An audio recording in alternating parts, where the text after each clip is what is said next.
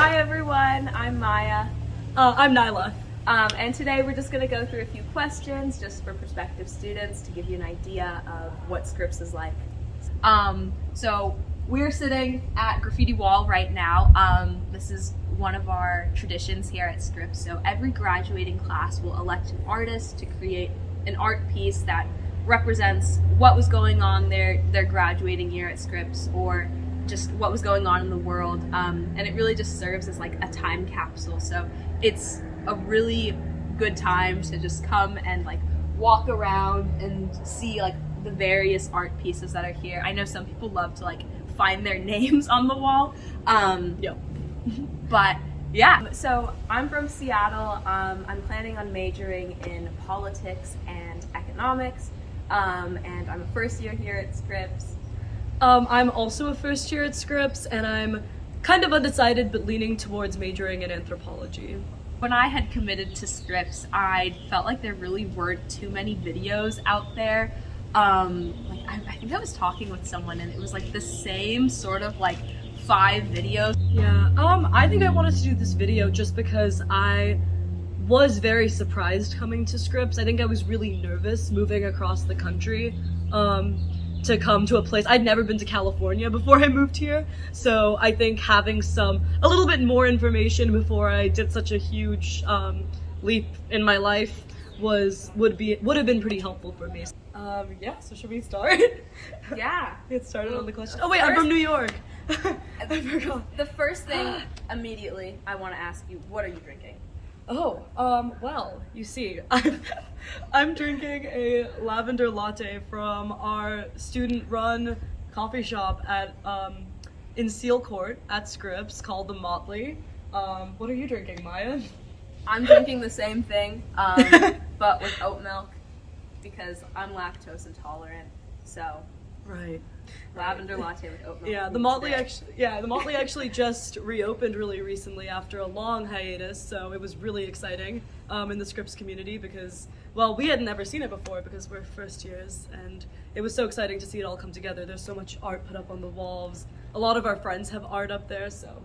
And it's also really fun cute to go see our friends work there because the Motley is actually entirely student run, which is really cool. So everything from the baristas to the supply chain people to the managers, it's all students. So if you have like an interest in like entrepreneurship or anything sort of related to like running a small business, the Motley is an excellent option for on-campus jobs.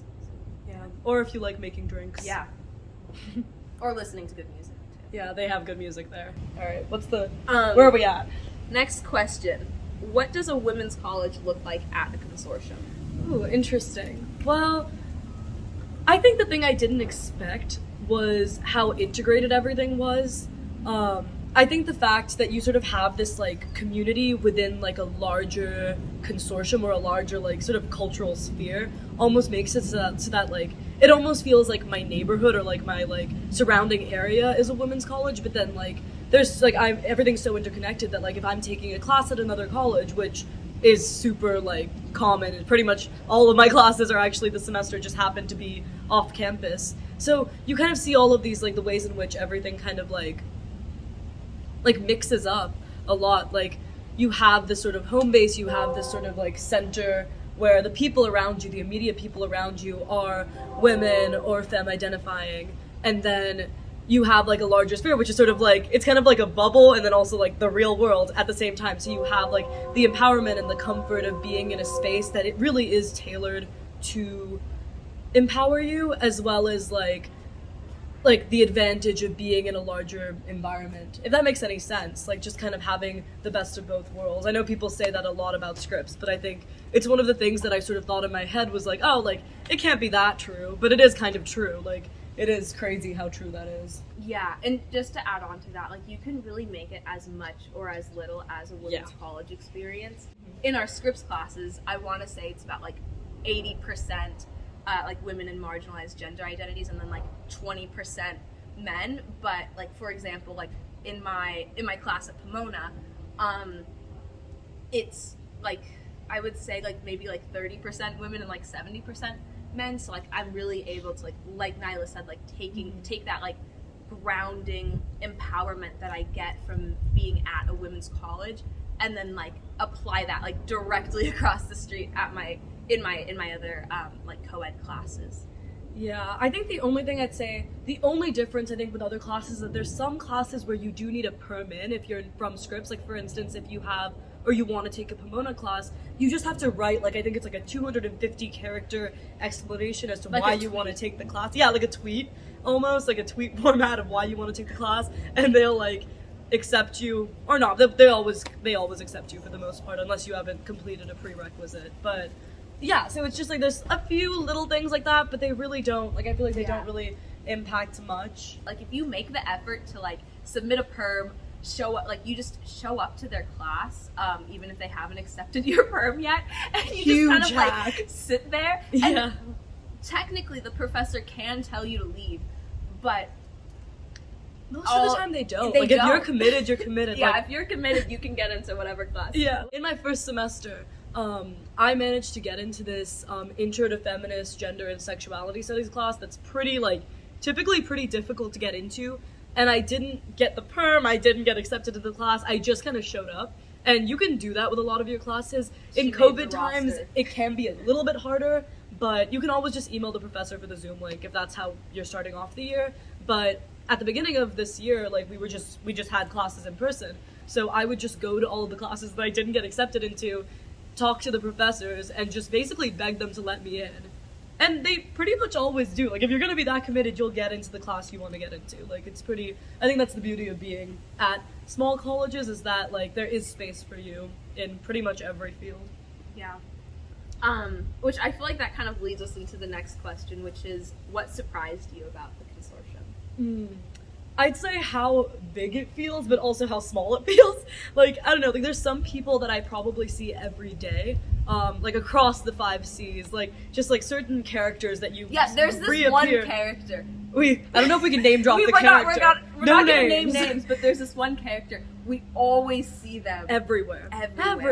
Like, it will be like 3 a.m. at the Rose Garden, which is where we are right now, and we'll just like see this person always there. Like, he's everywhere. He is absolutely everywhere. But I think, you know, in that respect, I think it's really interesting because you sort of get this duality of like, you feel like you're a part of a very small and tight-knit community because you see a lot of the same people every day, and like, you know, you like know everyone when you go into the cafeteria, but then all of a sudden you turn a corner, like maybe at CMC or Pitzer or one of the other campuses, and all of a sudden you realize, whoa, like there's so many people at these schools that I do not know and who I could get to know, and so many different opportunities to like just meet new people, and you sort of like realize that you have like both, and I think that that's something that really surprised me.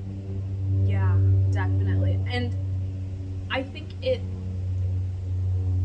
actually, I'm trying to think about what surprised me about the consortium, because I think, like, you just answered it so perfectly. It really, like, at times, it can feel really big, where there's just so much available. Like, there's 300 clubs that you can join, so, like, at times it can be overwhelming, because it's, like, there's so much to do. Like, how should I spend my time? Yeah. And then, like you said, like, sometimes it can feel, like, so small. Like, I feel like news really travels quickly at a small college. Like, I feel like sometimes like I'll like do something and like I have not told anyone.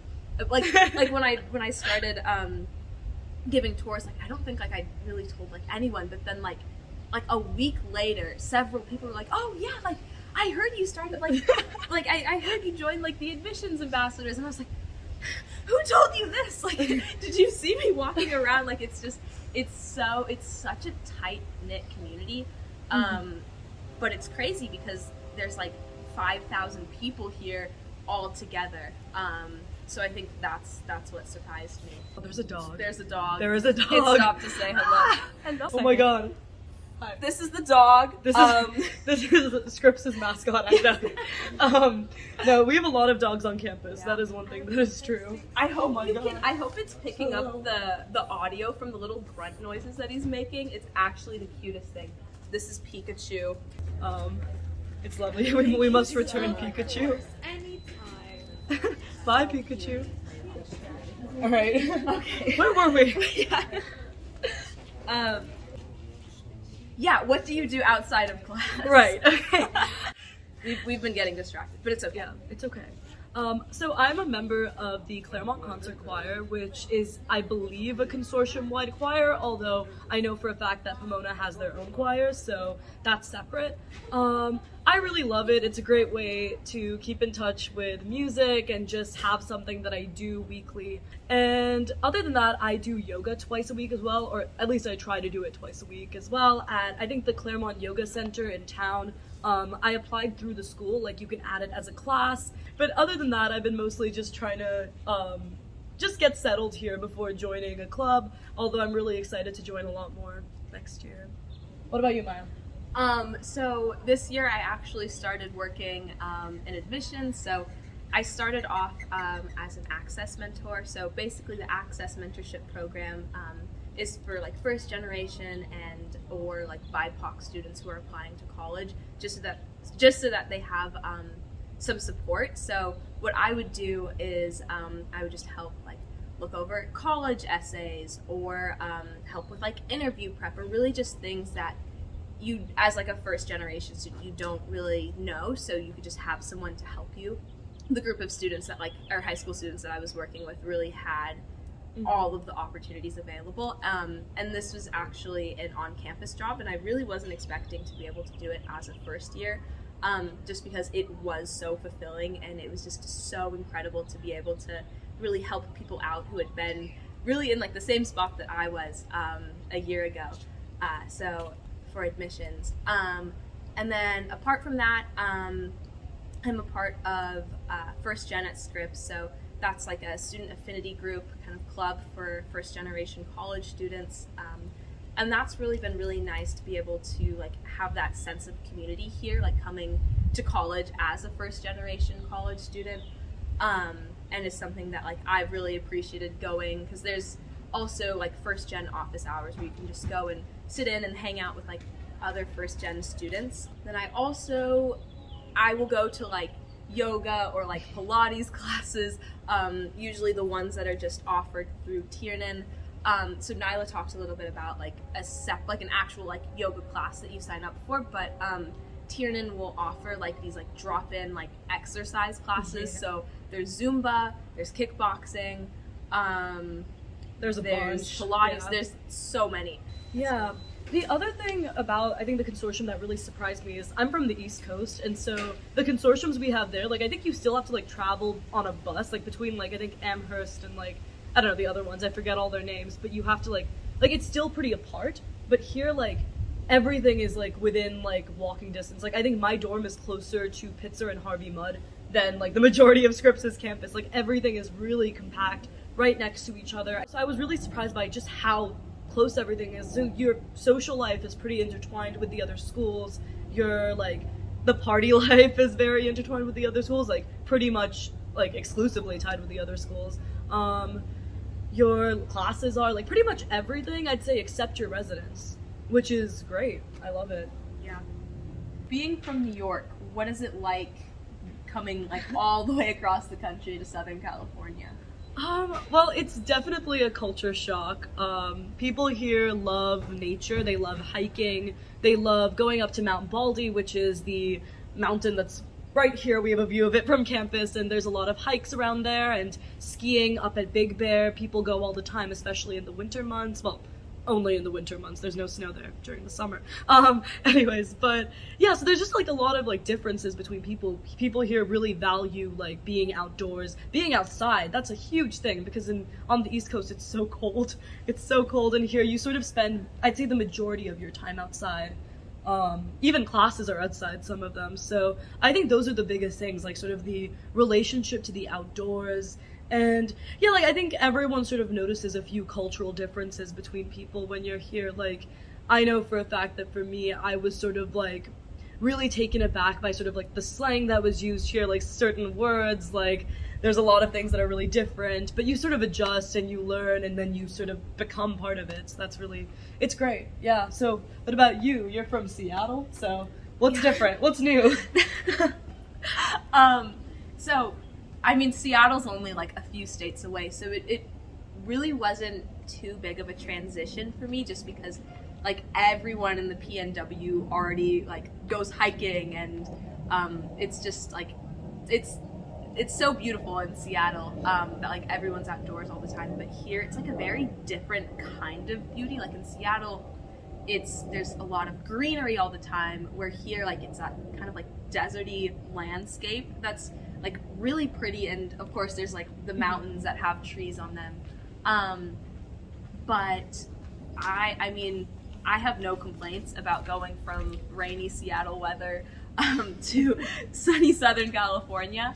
Although I do miss like a good like rain sometimes, but luckily I can like go home for breaks and stuff and get my like fair share of like bad weather and be like, oh, this is amazing, and then come back to having every day be like cloudless and just sunny. So yeah, and what I will say is that you do spend a ridiculous amount of time at the pool here. Yeah. I mean, not always at the pool, but I'd say pretty frequently, like, at the pool, if that's your thing. Like, you have the option to go to the pool. Like, it's never gonna be, like, 40 degrees out and too cold to swim.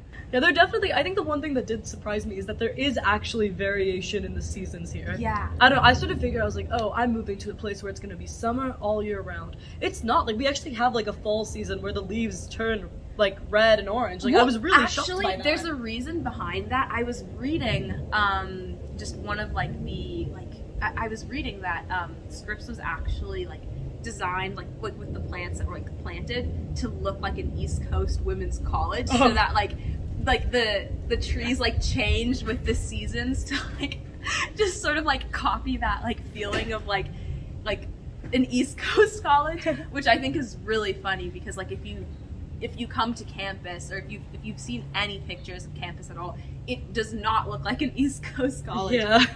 But it was weird to see like the leaves change. I think, although I'm not exactly sure. Yeah. We're still new here. We're still adjusting. Oh, sorry. Okay. Thank you so much for watching. I hope if you're either looking at Scripps, this was helpful, or if you've already been admitted and you're just anxiously waiting orientation week, that this cleared up some of the questions that you might have had. So thanks, and hopefully we'll see you around campus sometime. Yeah. Bye. Bye.